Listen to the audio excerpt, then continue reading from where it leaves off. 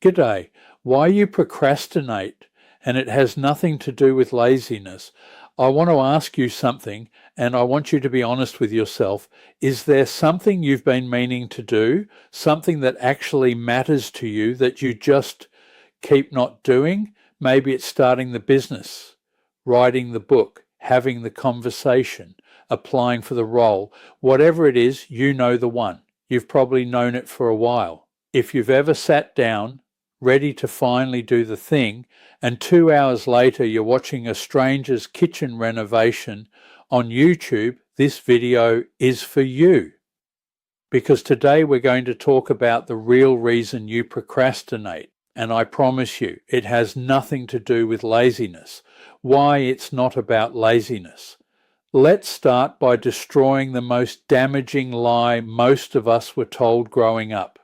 If you procrastinate, you're lazy. You lack discipline. You just don't want it badly enough. And if you believe that, which most people do, here's what happens. You procrastinate. You feel bad about procrastinating. Then you procrastinate more to avoid the bad feeling. It's a loop, and guilt has never once broken it. The emotional root, fear in disguise, here's what the research actually shows. Procrastination is most common not in the least motivated people, but in the most motivated ones, high achievers, people who care deeply about getting it right, because the more the outcome matters to you, the more terrifying it is to risk getting it wrong.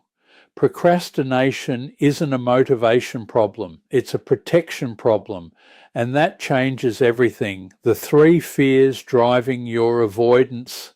In my work as a coach, there are 3 fears I see underneath procrastination almost every single time. They look different on the surface, but they all come from the same place. Fear number 1, fear of failure. This one's obvious, but it goes deeper than people realize. It's not just, what if I try and don't make it? It's, what if I try my absolute best and my best still isn't good enough? That's terrifying, because you can recover from not trying. It's much harder to recover from discovering your ceiling, so you don't try, you protect yourself. Fear number 2, fear of judgment. What will people think if this doesn't work? What will they say if I put myself out there and fall flat? We are deeply social creatures. We were literally wired to care what the tribe thinks of us. And in a world of public LinkedIn posts and Instagram highlights, that fear of being seen and found wanting has never been louder.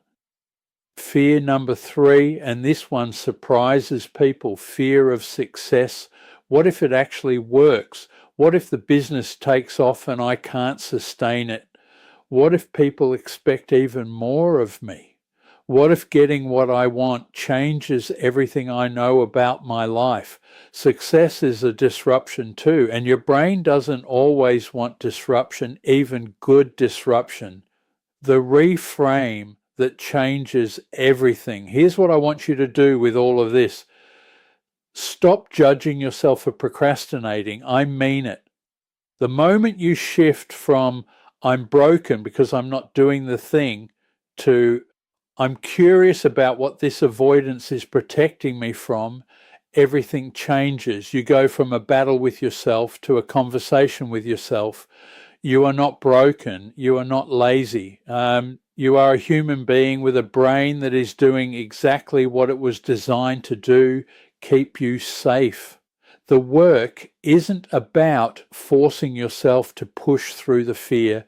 The work is about understanding the fear clearly enough that you choose to move anyway. That's a very different thing. That's where real change lives.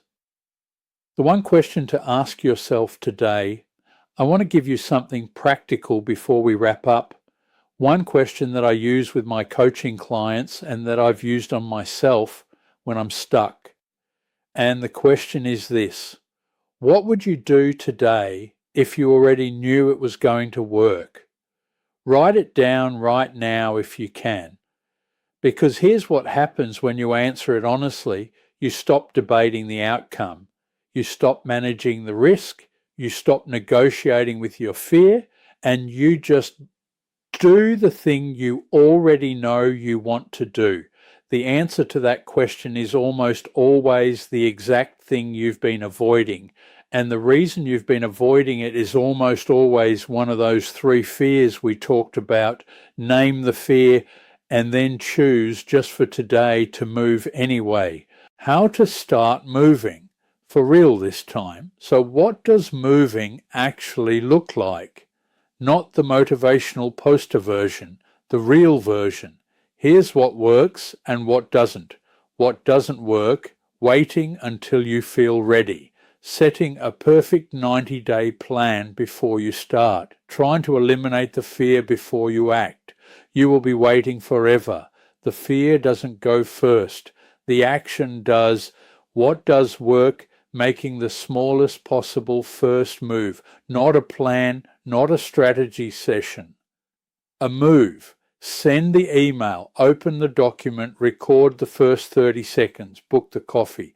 Whatever the tiniest version of the thing is, do that today, because momentum doesn't create itself. You create momentum by moving, and then momentum carries you. And here's the other thing, you don't have to do this alone. The leaders and entrepreneurs I admire most aren't the ones who figured it out by themselves. They're the ones who were smart enough to invest in their own growth through coaching, through education, through community, because your next level doesn't live inside your current thinking. The wrap up and the next step, let me leave you with this. You've been waiting to feel ready. You've been waiting for the fear to go away. You've been waiting for the perfect moment.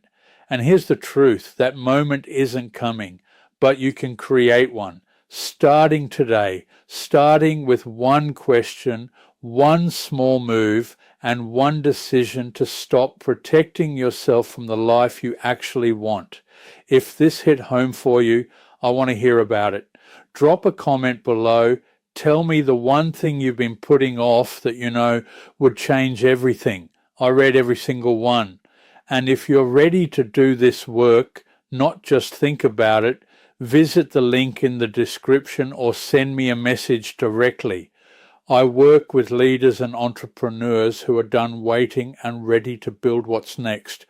I'd love to have that conversation with you. I'll see you in the next one. Thank you for listening.